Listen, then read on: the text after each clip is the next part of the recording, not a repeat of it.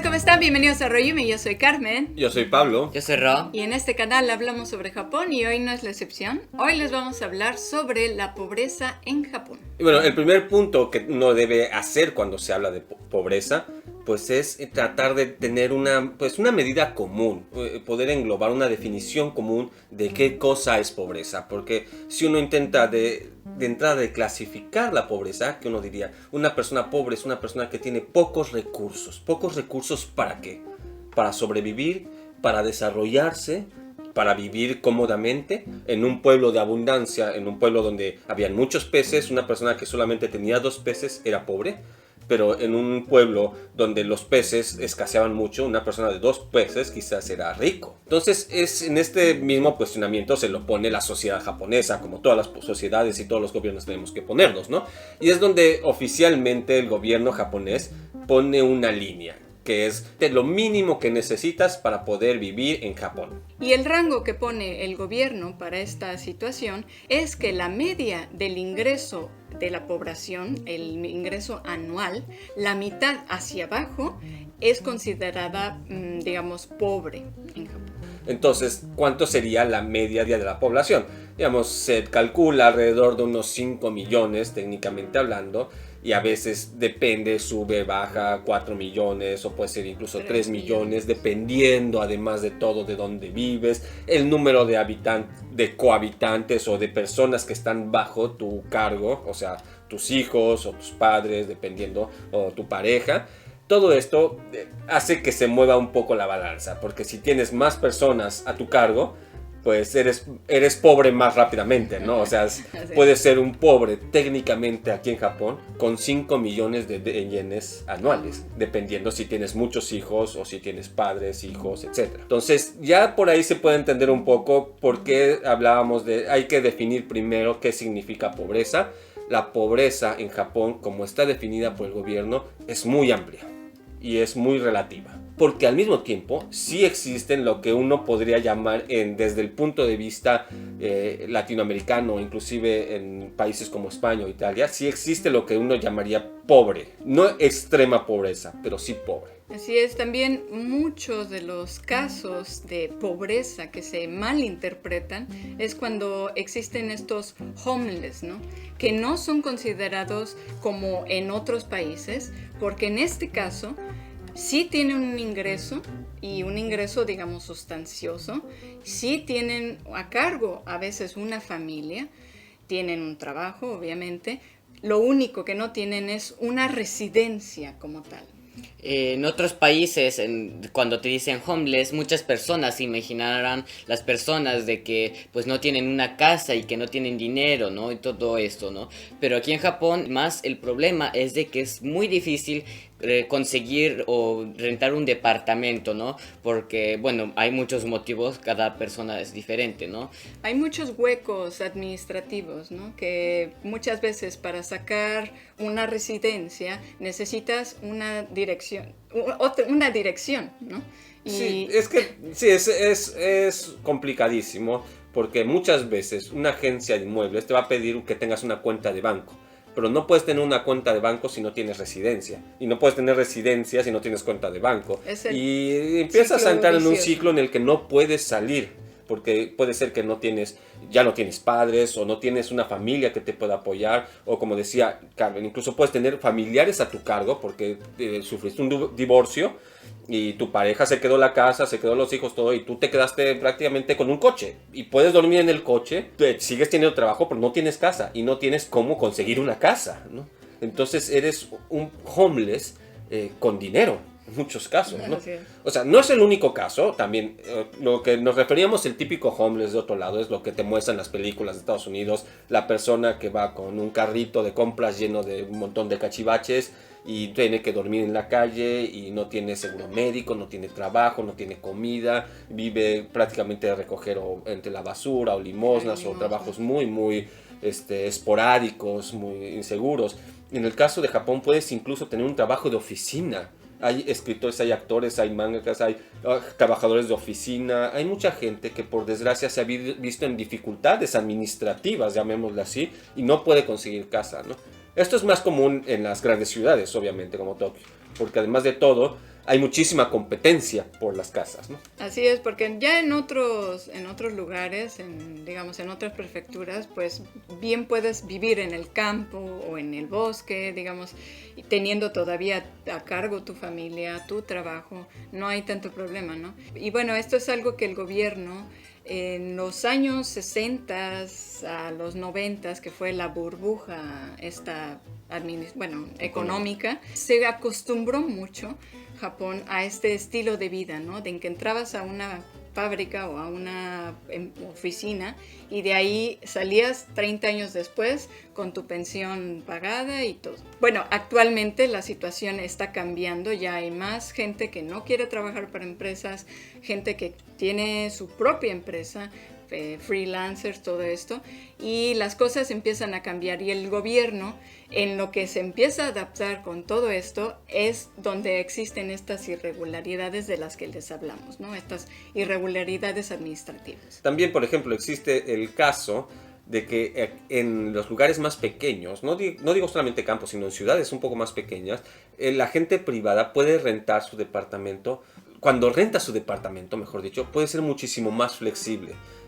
Tú te vas a las grandes ciudades, especialmente si vas con una agencia de inmuebles, etcétera, para rentar, te van a pedir un dinero de anticipo, un dinero de 2 meses, un dinero de depósito, un garante, o sea, una persona que diga, yo respondo si esta persona se va sin pagar y destruye el departamento. Te ponen una serie de requisitos mucho más complejos que muchas personas no logra completar y por eso se queda sin casa.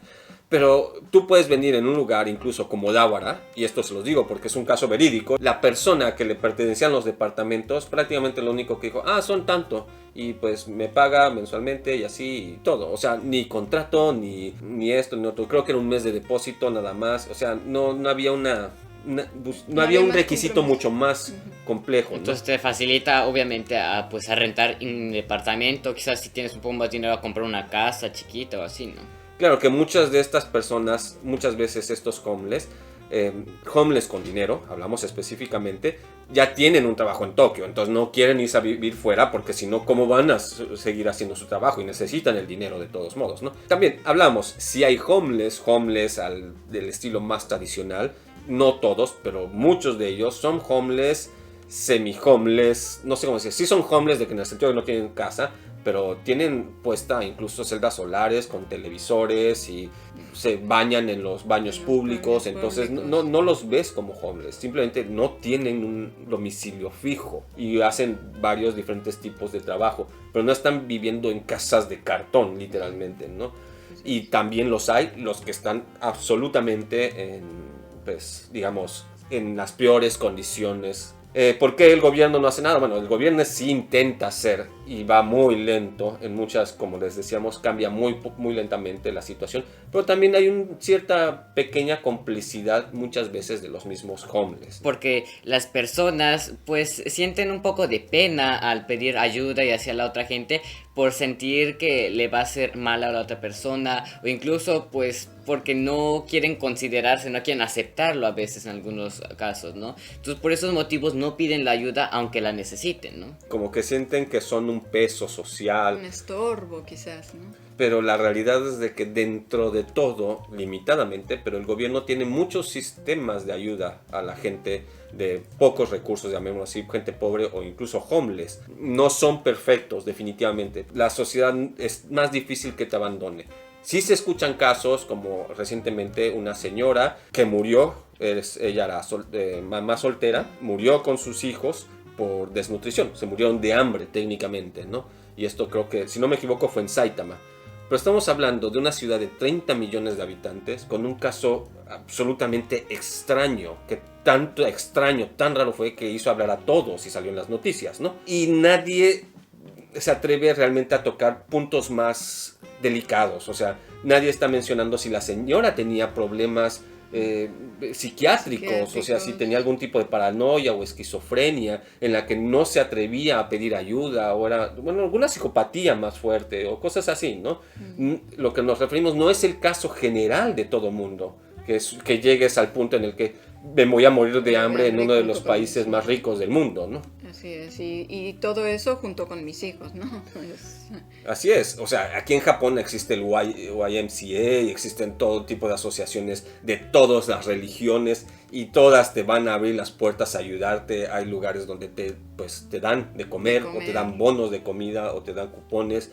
O sea, no es el tipo de país en el que vas a encontrar kilómetros y kilómetros de casas, digamos, improvisadas de homeless. Para nada, ¿no? Pero sí existe y que se debe resolver, ¿no? Hay un punto que creo que es más sensible para el gobierno, que es el de la pobreza infantil, ¿no? En un 16% de los niños vive en la pobreza. Y bueno, esto se refleja porque se han creado cafeterías, le llaman así. Incluso algunas escuelas de algunas prefecturas tienen su desayuno en las escuelas, tal cual la gente mayor, voluntarios, la gente misma que prepara los almuerzos de esas escuelas, preparan desayunos para estos niños que llegan a desayunar y después de ahí se van a las clases, ¿no? Porque no pueden tener el desayuno, ¿no? Pero aunque me parezca, realmente es muy grande incluso una comida más, ¿no? Quizás para la cena sí les alcance y pues la ayuda al desayuno realmente les ayuda mucho, ¿no? Y es una comida saludable, por lo menos una comida saludable al día, ¿no? Y aunque sea una, es mucho, ¿no? Muchas de estas familias no se atreven a ir a pedir ayuda, no se atreven a ir a pedir el welfare al gobierno, pero sabes, o sea, lo empiezas a notar socialmente que las personas pueden requerir cierta ayuda. Y hay gente que está buscando hacer comunidades de voluntarios para ayudarlos en un modo indirecto. O sea, no puedes ir y forzar, toma mi dinero, ¿no? Así es. Sino, ¿por qué no mandas a tus hijos para que desayunen y jueguen con los niños en la mañana, ¿no? Como decían, el 16% de los niños en Japón se considera que están en la pobreza.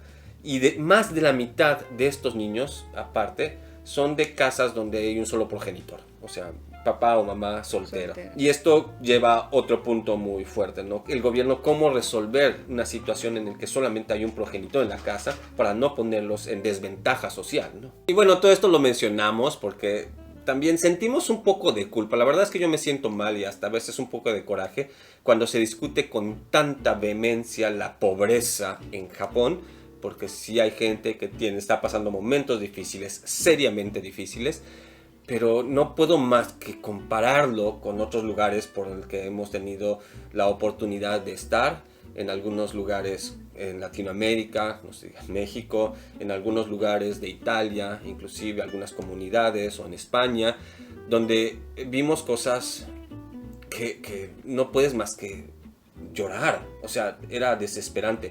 Yo les quiero decir, en modo muy sincero, nosotros cuando vivíamos en Italia, estamos muy por debajo de la línea de la pobreza.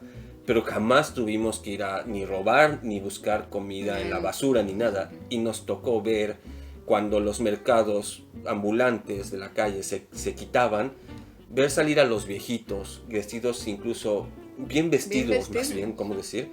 Buscando entre la basura que dejaron los mercados ambulantes, lechugas, verduras, zanahorias. Sí, que estaban un poco golpeadas, pero pues que a ellos al final, y quizás a uno en la misma necesidad, no te importa, ¿no? Es algo que puedes comer.